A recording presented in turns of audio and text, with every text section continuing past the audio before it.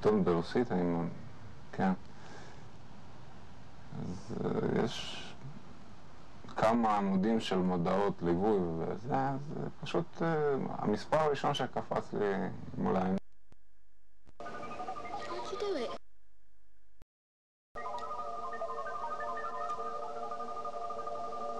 But turn one around and suddenly they're enemies again, fighting to get away from each other.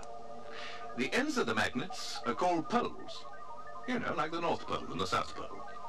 And the first useful thing to remember about magnets is that a north pole of a magnet will never stick to the north pole of another.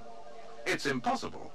So obviously something really powerful is holding them apart.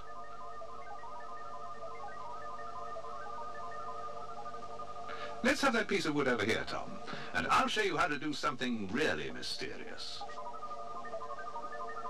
Clear a space and keep things tidy. Good. Now, push those sticks in all round and make a little cage, nice and firmly. A cage just big enough to take your bar magnet. Make sure they're really in tight. Great. It should fit, with a little room to spare. Now for the big moment. Put the other one on top.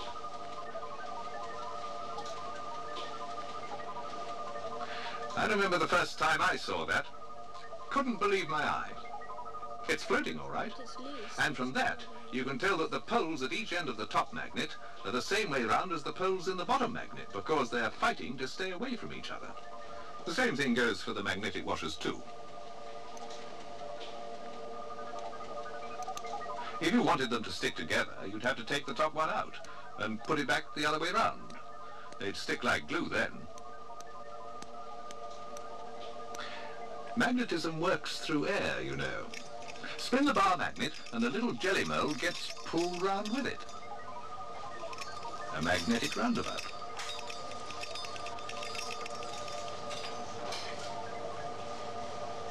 Ah, too close.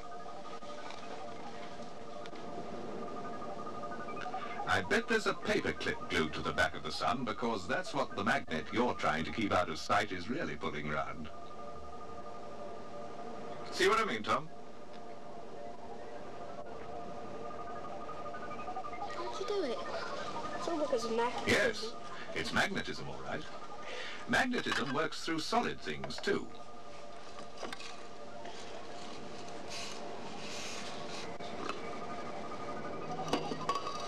You need 30 or 40 paper clips to make this experiment look good. Yes, that's about enough. I think that'll do. Into the jar with them.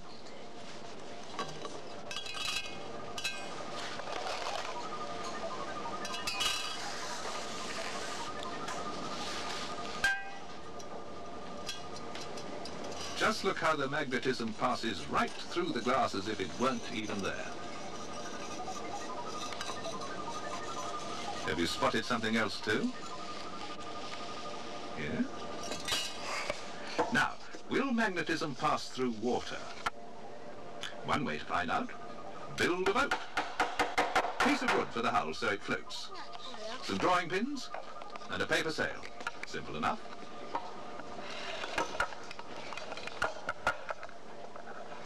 Fix it together and let's see. You take a magnet. You? Yes, You have a go. magnetism does pass through water. The magnet is attracting the drawing pins through the water, so the boat just follows wherever the magnet goes. Funny how magnets don't stick to glass, isn't it? Yet they'll do anything to stick to the metal drawing pins. Now there must be a good reason for that. And talking of boats, I got something in my memory store somewhere. Let me see. Yes, here it is. Switch to replay. Magnets have been used as compasses for centuries. Without them, those early explorers would have had an even harder time. These early compasses were made from a rock called magnetite. You can still find it in some parts of the world. They used to call compasses like this lodestones, which really means leading stones, because that's exactly what happened. Lodestone compasses led those early sailors in the exact direction they wanted to go. Thought you might like to know that. Interesting little fact. Just hang your magnet on a piece of string again.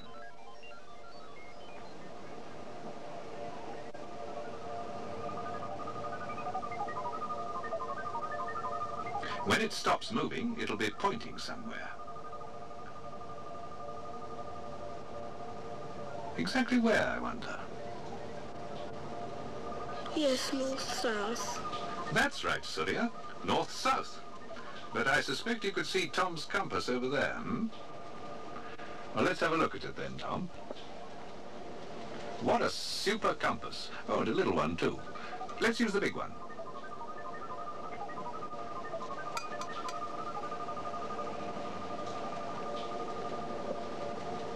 Now wait until it settles down. Compasses are sensitive things. Right. What does it tell you? One end points north, the other to the south. Just like the bar magnet on the string, see? Disc number 90, please.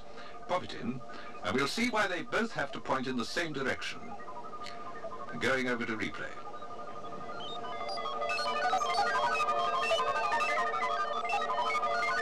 It's because the whole Earth is really one big magnet, with a North Pole and a South Pole. It has magnetic lines of force, and they behave like the lines of force in any magnet. Take a clean piece of paper and put it on top of your bar magnet, Leah, and sprinkle the iron filings on. See, the iron filings are clinging to the outline of the magnet.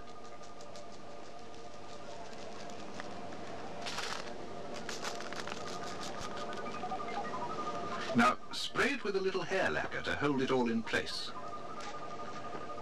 You'll have to do it very carefully. There you are. The actual lines of the magnetic force of your magnet. That's enough. It's fixed now. You can pick it up.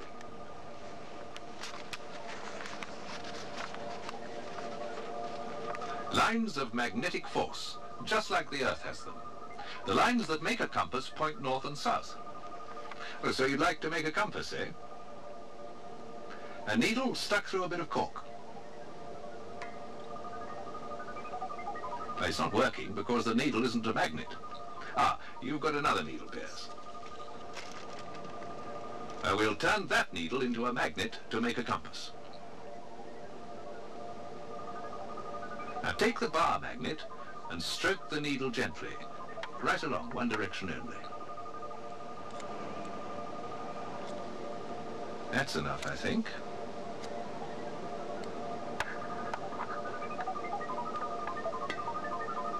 Now stick it through another cork. Don't prick yourself. And float it on the water again.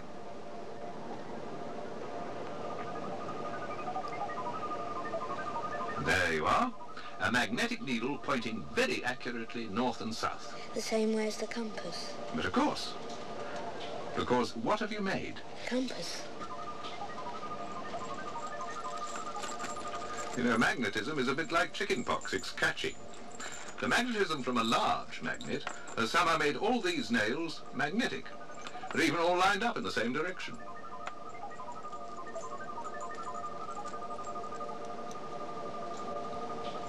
Leah, try and pick them up one at a time. Ah, carefully does it.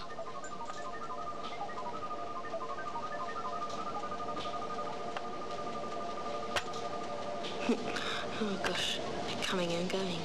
Yes, oh. It's all coming from your magnet at the top. The magnetism is being transferred from nail to nail all along the chain.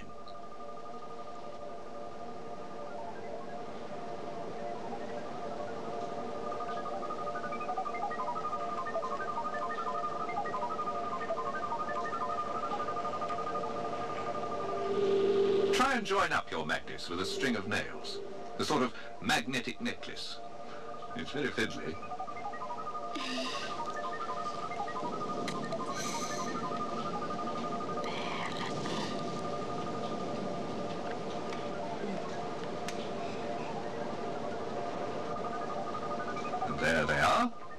all just clinging to each other from North Pole to South Pole, from South Pole to North Pole, all the way across.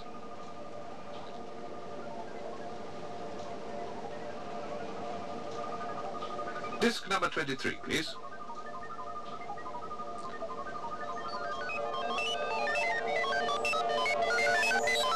Now there's a dish of loose metal particles. When the magnet gets near them, see how they all line up in one direction? But when there's no magnet present, and you examine the particles under a microscope, what do you see? They're certainly not lined up here. They're jumbled up all over the place.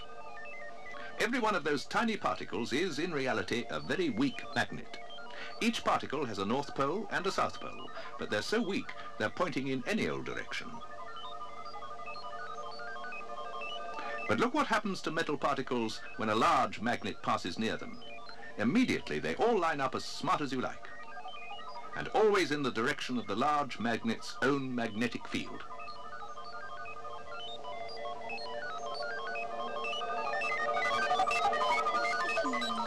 Oh, look. Oh, look at that. 2 nails. I've got 2 nails stuck together. There. Some of the tiny particles inside the nails are still lined up because they were near the large magnet. Dropped onto the magnet. They're still magnetic. If you want to take the magnetism away, you've got to jumble up all the particles again. And the easiest way to do that is to heat them up. As it gets hotter and hotter, all the particles in the nail start jumping around until they're all higgledy-piggledy again. And bang goes all the magnetism.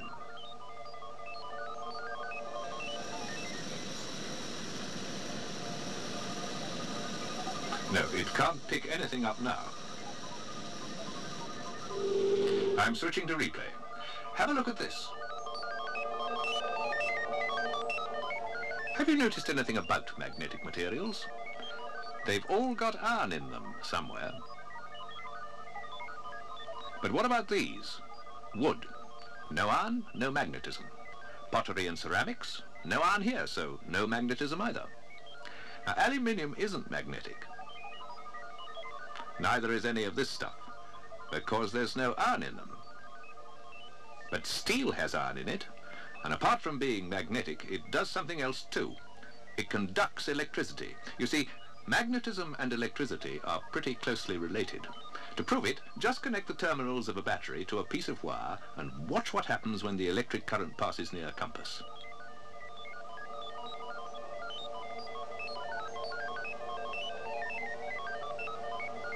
It's not pointing north now because the electricity in the wire is making quite a strong magnetic field of its own, and the compass is trying to line up with it.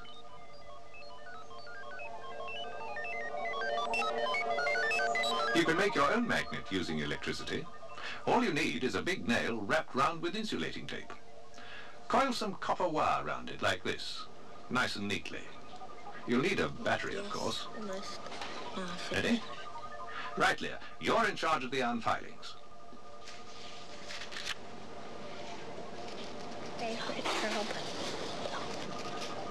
Now get ready to connect the 2 ends of that copper wire to the battery.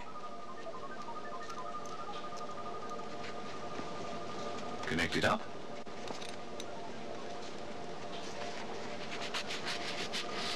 Now that old nail has become quite a powerful electromagnet. To turn it off, just undo the clip, and the magnetic field made by the electric current disappears. It's as simple as switching a light on and off.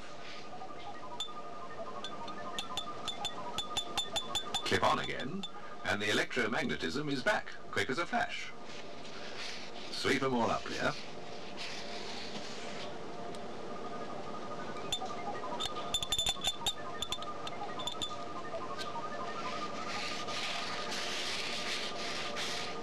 Did you know that there's an electromagnet in your front doorbell?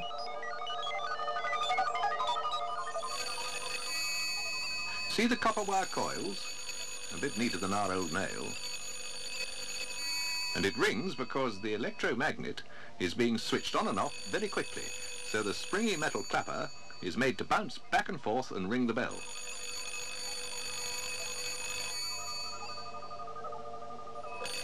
Clever, isn't it?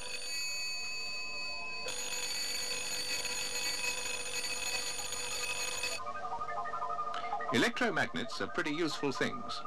They're used in cranes to pick up huge lumps of iron. You see, they're very controllable. Look how that steel ball just balances between the forces of an electromagnet and the pull of gravity. Here's a train that uses the same idea. The electromagnets pull the whole carriage up towards the metal track, but just like the ball bearing, it doesn't actually touch it.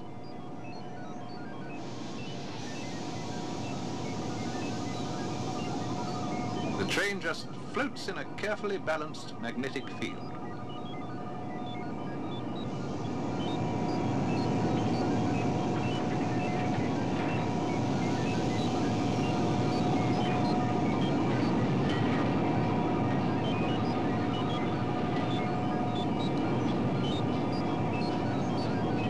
It was built to test out the idea, and you'll never be able to buy a ticket for a ride on this one.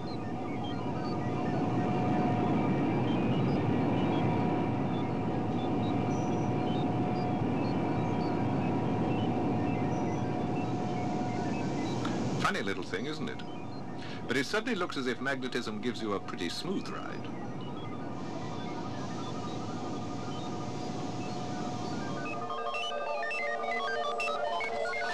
All right then, show me your magnetic train. Nice bit of track, that.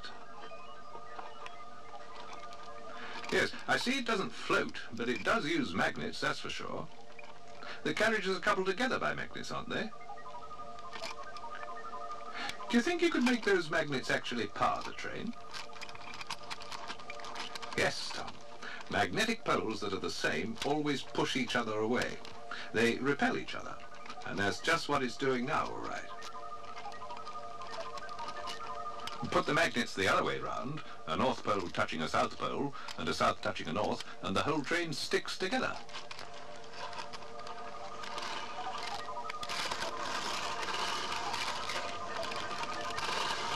Doesn't it run nicely?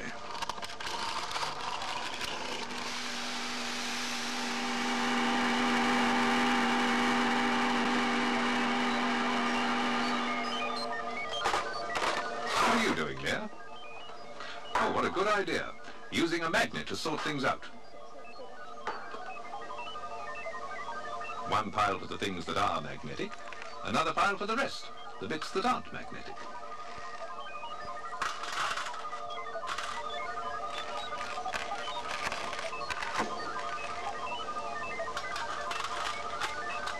Great brains certainly think alike.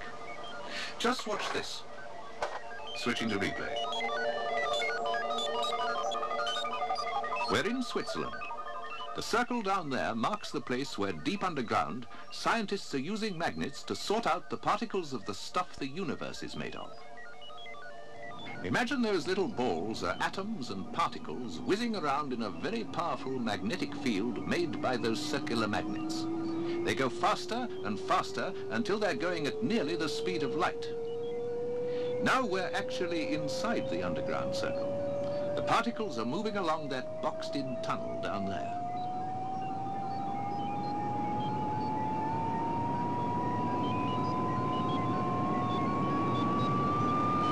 They're still on their way. That ball of red light shows the route they take.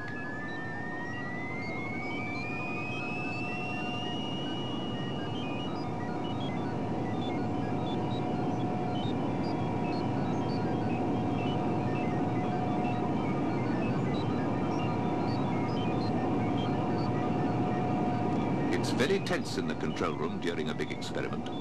At exactly the right moment, the scientists will tell computers to adjust the magnetic field and sweep the particles, which no one can actually see yet, into the special place where the experiments will happen.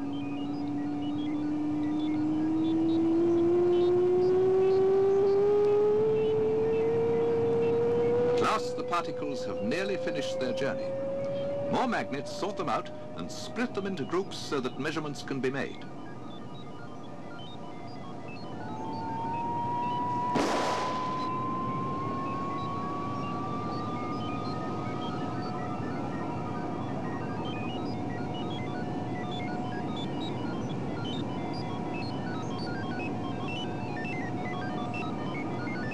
Now, these are rare snapshots of some of the smallest things ever discovered in the entire universe.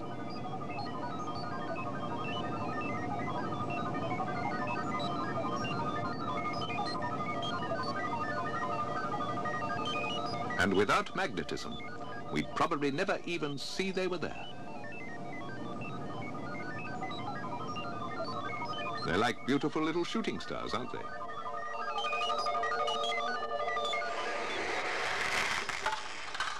Ah, still sorting with your magnet there? Yes, pins and paper clips. They're magnetic.